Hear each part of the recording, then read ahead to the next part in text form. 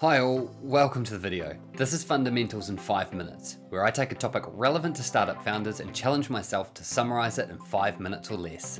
There are few things more impactful on revenue than pricing, yet it's often one of the least thought about aspects of many SaaS businesses. Pricing is a complicated topic, and that's why the next 3 videos I produce are going to be all about software as a service pricing. The first video will summarize pricing models, then pricing strategies, and then finally pricing psychology.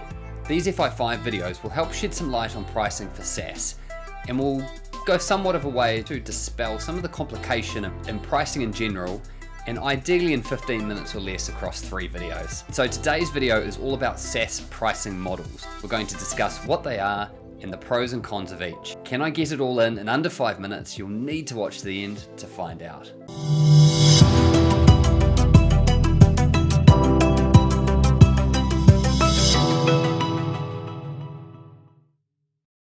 Hey, Aidan KENEALY here, professional founder coach and advisor, helping you, the startup founder, to be better than yesterday every day.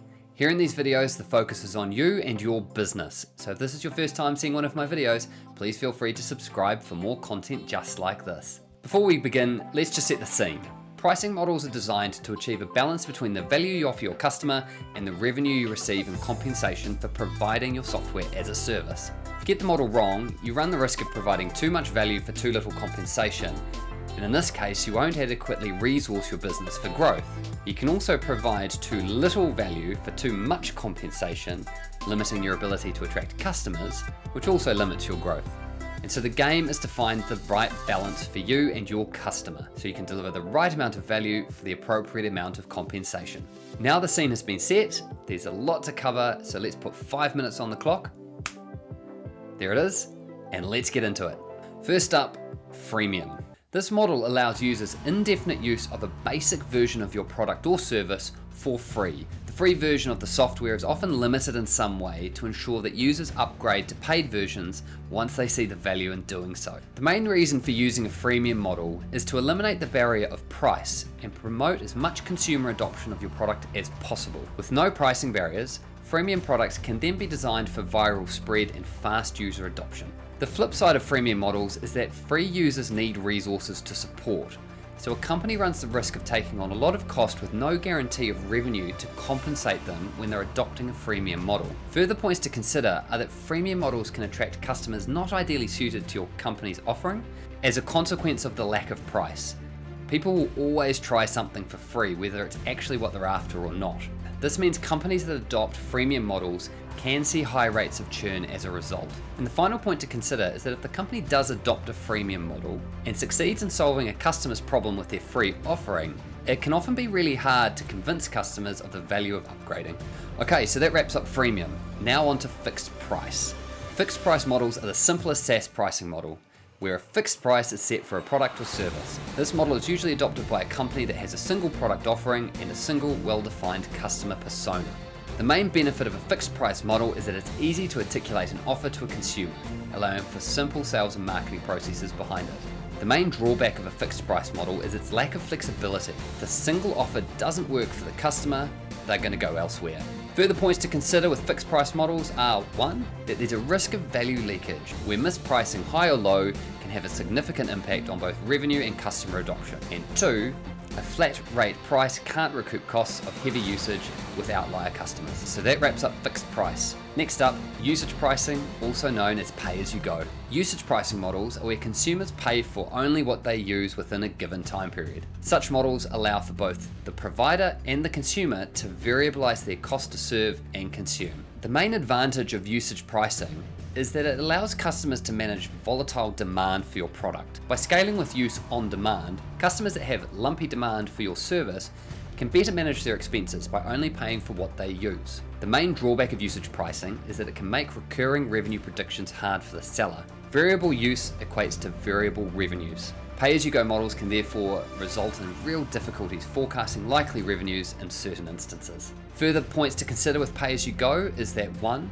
The model does offer low entry costs and infinite scalability for customers. As such, companies that adopt this model can serve both large and small customers very well. And 2, heavy users are charged appropriately, which means there's no risk of a company bearing the cost of heavy use from outlier customers as you would see with fixed price models. Okay, now that's usage pricing all wrapped up, let's move on to tiered pricing. A tiered pricing model is where a company offers different tiers of service packages at incremental prices. This model is almost always the de facto SaaS model, where features are limited to package tiers with prices to match. This is often presented to the consumer as a basic, standard, and pro option, or something similar. The main advantage of tiered pricing are that it both offers clear routes for upselling engaged customers and a simple way to offer a solution to multiple buyer personas. The main drawback of this model is that it can be difficult to get the tier mix right. It can be easy to both overcomplicate product offerings and misalign tier pricing to market demand. It can also take some time to get this mix right, which can limit early user growth in really small companies. Right, that wraps up tiered pricing, and now it's time to check in on the clock. How are we going? We might struggle to get this all in under 5 minutes, but let's push on to per user pricing. Per user pricing is where a company sells individual users access to its product or service for a fixed price. If a purchaser needs 2 accounts, they pay for 2. If they need 100, they pay for 100. Per user pricing is a popular model for its simplicity and ease of administration.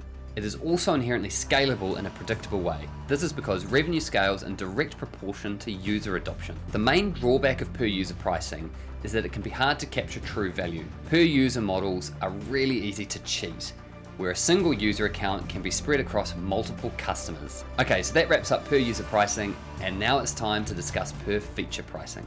Per feature pricing separates tiers according to a list of available features. The customer gains access to more features as they progress through the pricing tiers. The main advantages of per feature pricing models is the ease of upsell, where new features offer a powerful incentive to upgrade, and features can also be priced to ensure fair cost recovery for resource intensive or high value features. The main drawback of this model is that it can be hard to get the features to price mix right. Customers can quickly be deterred from engaging with your offer. Okay, with per feature pricing all wrapped up, we're now on to our last pricing model, which is a combination of all of the above. The beauty of delivering software as a service is that you are free to create any pricing model you want. A company can mix and match elements of all the pricing models discussed in this video to create something completely tailored to their needs. The adaptability and endless optionality of SaaS pricing models is why we have seen software as a service become so prevalent in how we commercialize software. Delivering software as a service allows for rapid pricing innovation and testing, but it is also very easy to add complexity and confusion if not managed well. In this way, SaaS pricing is a true double-edged sword for founders. This is why taking the time to continually review your pricing and the model you adopt is really important to embed in your ongoing list of things to do as a SaaS founder. And with that, I think we're all wrapped up. SaaS pricing model summarized in under 5-ish minutes. Yep, looks like we didn't quite get there, but let's not worry about that because we did cover quite a lot. If you like this format and found this video of use, then please hit the like button and feel free to share this with any other founders that may also find it of use. Remember, this is part 1 of a 3-part FI5 series coming out on SaaS pricing, so make sure you subscribe to get notified for when the next videos land. Finally, if you're a founder looking to supercharge your business but aren't sure how to get there, then reach out for a chat. I offer free 45-minute sessions to founders where the sole purpose is to discuss you and your business. You have nothing to lose and there's no commitment, pressure or obligation. Just reach out on the link below and I look forward to hearing from you soon. Until next time, my name is Aidan KENEALY, professional founder coach and advisor helping you, the startup founder, to be better than yesterday, every day.